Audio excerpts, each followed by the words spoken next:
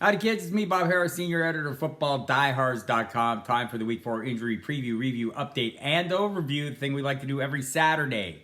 Get you up to speed on all the information you need to know before you set your lineups. I know some of you are busy. You don't have time to follow along the minute by minute that we're putting up in the late breaking updates section of the news.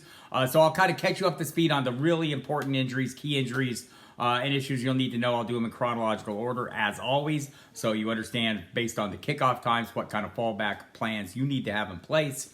In addition, I'll remind you I'm recording this at today 2:25 Eastern time, about 2:30. So keep in mind if you come here, you watch this video, check for the updates after that. Make sure nothing has happened. Better still, go to the FSP staff rankings, the staff cheat sheet, and you'll find links to whatever pertinent information there is next to players you're interested in.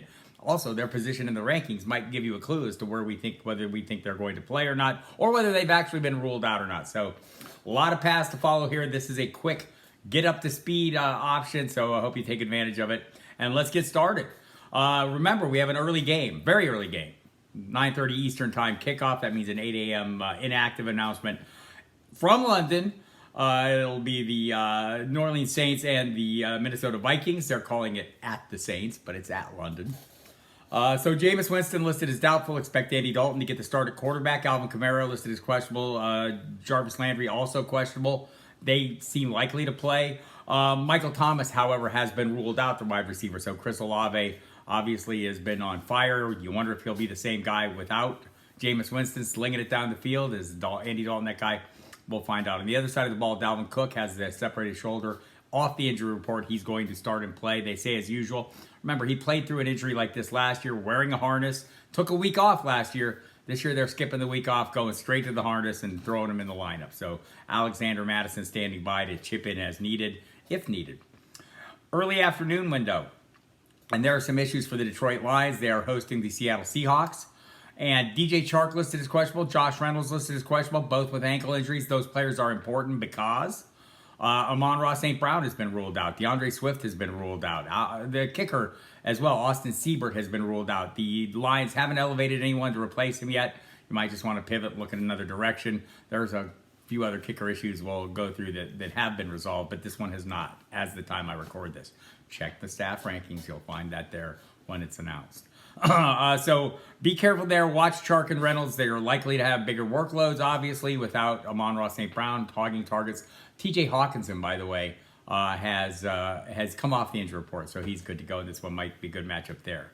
The Baltimore Ravens are hosting the Buffalo Bills. They'll be doing so. Bills team that will be questionable players named Gabe Davis and Dawson Knox. Davis has been dealing with an ankle injury. Sounds like he had a minor setback, or aggravated at least, in practice this week. So he's one you'll want to watch closely in the 90 minutes leading up to kickoff. Dawson Knox has back and hip issues. He's been playing through them. It's a favorable matchup for the Buffalo passing attack. A few of those guys are playing. Seems like a great move. By the way, weather up and down the East Coast, as you all know, Hurricane Ian has started in Florida and now a storm moving up the coast and causing weather issues along the coast. Philadelphia, another game to watch out for. The Atlanta Falcons will be hosting the Cleveland Browns. Cordero Patterson listed as questionable with a knee issue. Seems like he's very busy. Was very busy last week. This might have been as much rest as it is a knee injury.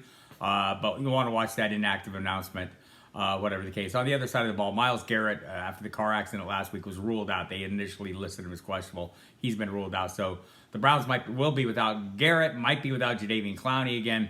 Pretty good matchup for both teams. Might be a sneaky under-the-radar shootout here. For the Chicago Bears at the New York Giants, David Montgomery has been ruled out for this game. That means Khalil Herbert has a clear path to workload, much like he had last week. He's very successful. I expect more of the same. Expect Saquon Barkley to run. I expect a lot of running in this game. Cairo Santos, by the way, the kicker for the Bears, will not handle the kicking. He has a personal matter, did not make the trip. They signed Michael Badgley, a well-traveled veteran, to handle their kicking duties. On the other side of the ball, I mentioned the running game. Wan'Dale Robinson, Kadarius Toney, both ruled out with their various injuries. It is a knee for Robinson, a hamstring for Toney. Seems to be a lingering issue since all of this summer. Sterling Shepard, top receiver on this team, suffered a season-ending torn ACL last week. So that leaves what? David Sills, Richie James, maybe even Kenny Golladay, the $18 million man.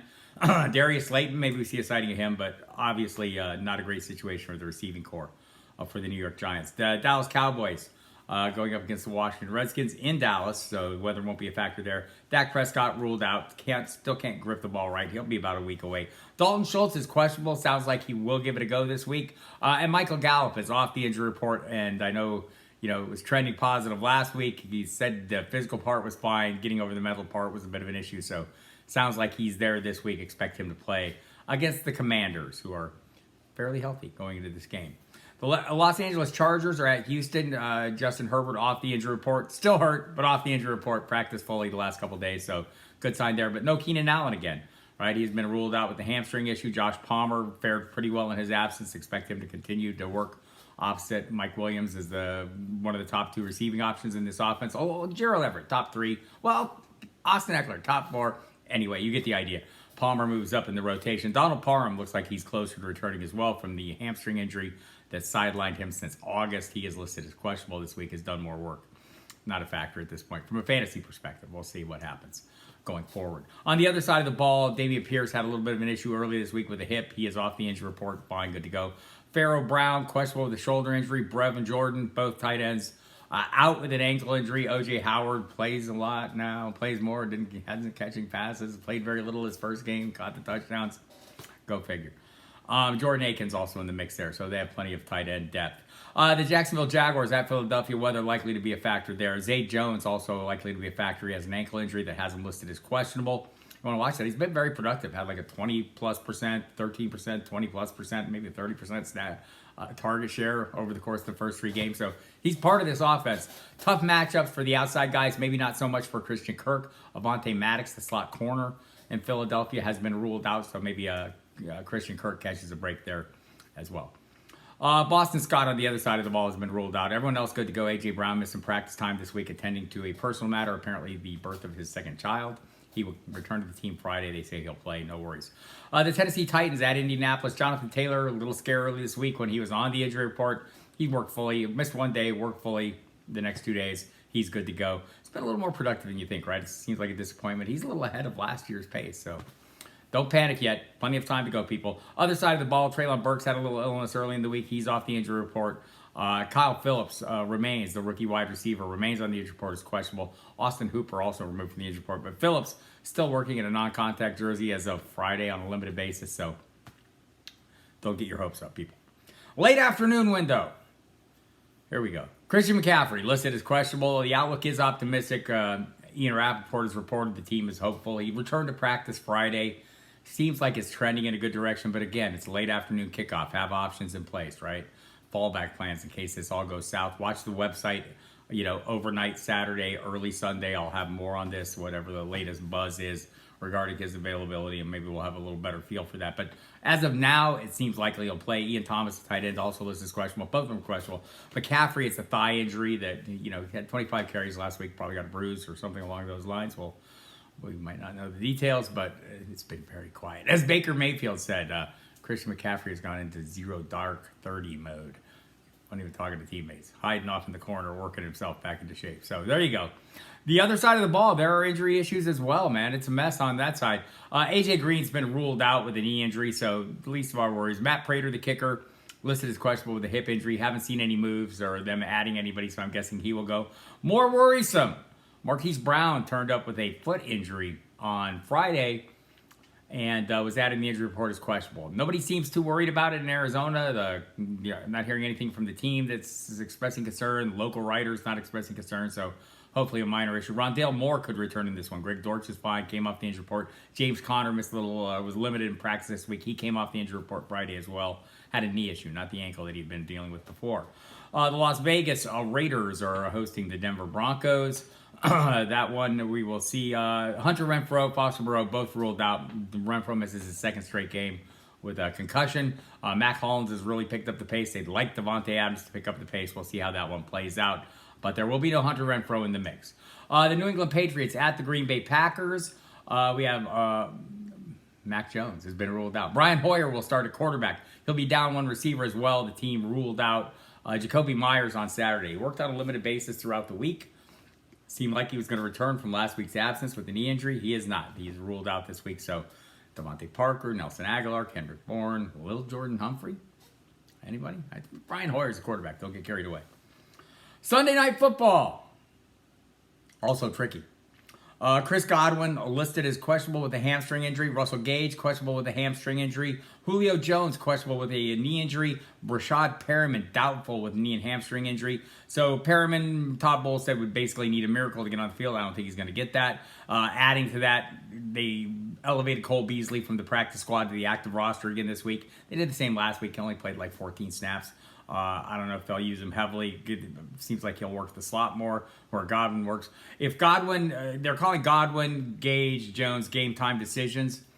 Seems like optimistic for Gage and Jones, maybe a little less so for Godwin. So, but it's a Sunday night kickoff. You're going to have to, have fallback plans, have options in place.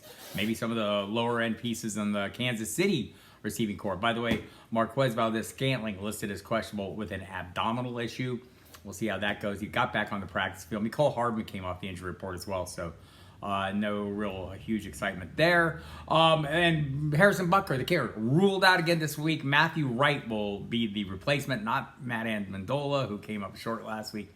They made a change there, so it will be Matthew Wright, who's been around the league a little bit. It's the last saw him with Jacksonville, I believe. So there you have that. The Monday night game seems like everyone, no key skill players. I mean, some outliers on the 49ers and Rams, the Ross Dwellies and Tyler Crofts of the world, or, Trent Williams, that's a big deal, the offensive tackle out with a high ankle sprain. But other than that, everything's clear. So there you have it.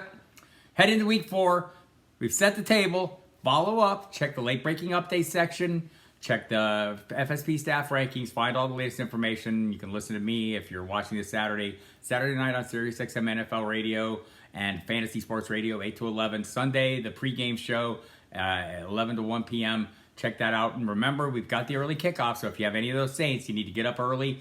Check the inactive list. We'll have that up on the site for you when it's announced, about 7 a.m. Eastern Time, or 8 a.m. Eastern Time. I'm sorry. I'm translating time zones in my head, and it's not going well, so I'll stop now. Good luck this week, everybody. We'll see you next week.